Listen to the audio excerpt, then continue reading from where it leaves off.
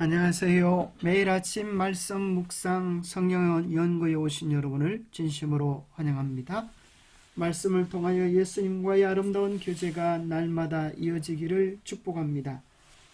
오늘은 성탄절입니다. 예수 탄생의 축복이 여러분의 가정마다 풍성하기를 축복합니다. 감사합니다. 12월 25일 수요일, 위로부터의 신학인가 아래로부터의 신학인가? 생각할 문제. 아들을 살려달라고 요청한 관원의 근본적인 문제는 무엇이었나? 자기가 신앙의 주인이 될 때 다가올 결말은 무엇일까? 우리에게 주는 교훈은 무엇인가? 예수께서 갈릴리 가나에 이르시니 전에 물로 포도주를 만드신 곳이라. 왕의 신하가 있어 그의 아들이 가버나움에서 병들었더니 그가 예수께서 유대로부터 갈릴리로 오셨다는 것을 듣고 가서 청하되 내려오셔서 내 아들의 병을 고쳐주소서 하니 그가 그의 죽게 되었습니다.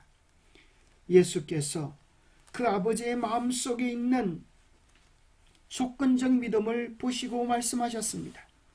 너희는 표적과 기사를 보지 못하면 도무지 믿지 아니하니라. 신하가 자기의 마음에 조건적 믿음이 자칫 잘못하면 아이를 죽일 수 있다라는 생각을 깨닫고 주님께 간구합니다. 주여, 내 아들이 죽기 전에 내려오소서. 예수님이 말씀하셨습니다. 매달리는 그의 간청을 들으시고 응답하셨습니다. 가라, 내 아들이 살아있다 하시니 그 사람이 예수께서 하신 말씀을 믿고 가더니 내려가는 길에서 그 종이 오다가 만나서 아이가 살아있다 하거늘 그 낫기 시작한 때를 물은즉 어제 7시에 열기가 떨어졌나이다 하는지라. 그의 아버지가 예수께서 내 아들이 살아있다 말씀하신 그때인 줄 알고 자기와 그 온 집안이 다 믿으리라. 이것은 예수께서 유대에서 갈릴리로 오신 후 행하신 두 번째 표적이었습니다. 이 사람은 세상에 빛이신 예수님을 찾아왔지만 예수님이 자신의 아이를 고쳐주신다면 믿기로 마음을 먹었습니다. 이 사람의 신학은 아래로부터의 신학이라고 말할 수 있습니다. 아래로부터의 신학이란 하나님과 그분의 말씀에 대한 사람의 규칙과 기준을 설정합니다. 자기가 판단의 기준이지요. 이것은 언제나 결함이 있고 제한적이고 주관적인 인간의 생각을 하나님의 말씀을 해석하는 최종적인 권위로 삼는 것입니다. 하나님의 말씀이라 할지라도 자기의 뜻과 마음에 맞지 않으면 거부하겠다는 것입니다. 얼마나 위험한 생각입니까?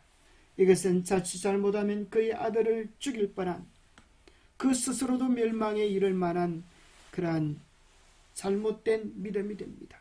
그와 달리 위로부터의 신학이라고 하는 게 있습니다. 그것은 절대 가치의 기준을 내가 아니라 하나님과 그분의 말씀에 두는 것입니다. 그리고 그 말씀을 분명히 깨달을 때 그 말씀에 적극적으로 사랑으로 반응하는 것입니다. 성경을 믿음으로 받아들일 때 성경은 그 자체가 해석자가 됩니다. 각 시대의 사상이 아니라 성경의 가치관이 성경을 이해하고 해석하는 지침이 되는 것입니다. 자기가 신앙의 주인이 될 때 우리는 어떤 결과를 거두게 될까요? 이사야 55장 8절과 9절에 보면 여호와의 말씀에 내 생각은 너희 생각과 다르며 내 길은 너희 길과 달라서 하늘이 땅보다 높음같이 내 길은 너희 길보다 높으며 내 생각은 너희 생각보다 높다고 말씀하셨습니다. 바로 우리의 생각과 하나님의 생각은 하늘과 땅 차이고 사망과 생명이라는 것이죠. 잠언 14장 12절에는 어떤 길은 사람이 보기에 바르나 필경은 사망의 길이라고 하셨습니다. 마귀가 시몬의 아들 가룟 유다의 마음에 예수를 팔려는 생각을 넣었고 가룟 유다는 그것을 정말 좋은 생각이라고 받아들이며 예수를 팔려고 작정합니다. 그러나 그것이 자기 생각인 줄 알았지 마귀가 넣어준 교묘한 전략인 줄 깨닫지 못했습니다. 인간의 어리석음은 여기 있습니다. 사단은 늘 우리 마음속에 와서 이기적이고 교만적이고 욕망적인 생각들을 충동질합니다. 우리는 그것이 우리 안에 있기 때문에 마치 자신의 생각처럼 여기지만 그것은 우리를 사망으로 이끄는 사단의 교묘한 거짓말입니다. 예수님을 믿으려면 참으로 그분의 말씀을 믿어야 합니다. 나는 예수님을 믿는다. 하지만 나는 예수님의 말씀을 믿을 수가 없어. 그것은 얼마나 모순된 이야기입니까? 예수님의 말씀을 믿는다면 성경의 말씀을 믿어야 합니다. 너희가 내 말에 거하면 참으로 내 제자가 되지만 하나님의 말씀을 의심하면 그분의 말씀이 우리 안에 거할 수 없습니다. 나를 저버리고 내 말을 받지 아니하는 자는 심판할 이가 있으니 곧 내가 한 그 말이 마지막 날에 그를 심판하리라. 내가 내 자유로 말하는 것이 아니요 나를 보내신 아버지께서 내가 말할 것과 이럴 것을 친히 명령하여 주셨으니 하나님의 말씀을 믿는다는 것은 수동적으로 정보를 받아들이는 것 이상입니다. 그것은 하나님의 뜻을 행하는 것입니다. 이것이 말씀을 들을 때에 나타나는 능동적인 반응입니다. 사람이 하나님의 뜻을 행하려 하면 이 교훈이 하나님께로부터 왔는지 내가 스스로 말함인지 알리라 하셨습니다.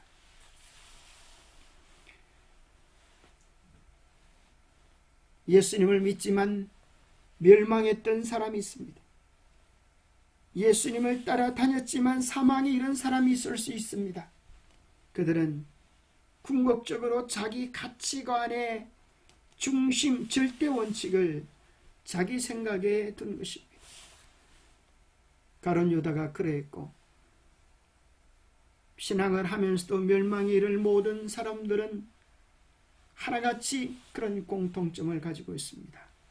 자기 자신의 생각을 그리스도의 생각에 굴복하지 아니한 것이죠. 가룟 유다의 형편이 이러했습니다. 그의 원칙과 방법이 그리스도의 그것과는 다소 차이가 있었지만 이 일에 있어서는 자기 자신이 그리스도보다 더 현명하다고 생각했다. 그리스도께서 제자들에게 하신 말씀 중에는 유다가 마음속으로 동의하지 않는 것들이 들어있었다. 그의 영향을 받아 제자들 중에 불만의 누룩이 빨리 퍼져나가고 있었다. 제자들은 이 모든 일을 일으키는 참 매체가 무엇인지를 알지 못했으나 예수께서는 사탄이 그의 특성을 유다에게 전달해서 다른 제자들에게 영향을 미칠 통로를 열게 하는 것을 보셨다. 그리스도께서는 배반당하시기 1년 전에 이러한 사실을 발표하셨다. 예수께서는 내가 너희 12를 택하지 아니하였느냐? 그러나 너희 중에 한 사람은 마귀니라고 말씀하셨다. 순종으로 나타나는 사랑, 불법인 죄를 버릴 때는 언제나 사랑의 생애가 율법과 일치되고 완전히 순종하게 될 것이다. 이것이 성령께서 하시는 일이다. 말씀의 빛은 주의 깊이 연구하면 양심의 소리 성령의 활동으로 전인 곧 몸과 마음과 영을 구속하기 위하여 자신을 주셔서 완전히 희생하신 그리스도에 대한 진정한 사랑이 마음에서 일어나게 한다. 사랑은 순종으로 나타난다. 하나님을 사랑하고 계명을 지키는 자들을 구별하는 선은 분명하고 뚜렷할 것이다. 기도하겠습니다. 하나님 아버지, 우리를 도와주시옵소서. 하나님을 믿는다고 하지만, 주님을 따른다고 하지만 늘 우리는 자신의 기준과 판단에 따라 살아갈 때가 많습니다. 주님을 따른다고 하지만 세상의 기준과 세상의 인기를 따를 때가 많습니다. 오 주님, 우리를 도와주시옵소서. 주님의 뜻과 우리의 뜻은 하늘과 땅 차이며 참으로 생명과 사망임을 깨닫게 도와주셔서 언제나 온전한 주님을 온전히 따를 수 있도록, 하나님의 말씀에 대한 바른 이해를 가질 수 있도록 성령의 인도하심에 전적으로 맡길 수 있도록 도와주시옵소서. 주님을 믿지만 궁극적으로 자신을 마음의 왕으로 모시는 어리석은 자들의 길을 가지 않도록 우리를 지켜주시옵기를 우리 주 예수 그리스도 이름 모자하여 간절히 간구하옵나이다. 주님을 왕으로 모시고 주님의 뜻을 전적으로 신뢰하며 주님의 기쁨이 되는 우리 모두의 삶이 되기를 축복합니다. 감사합니다.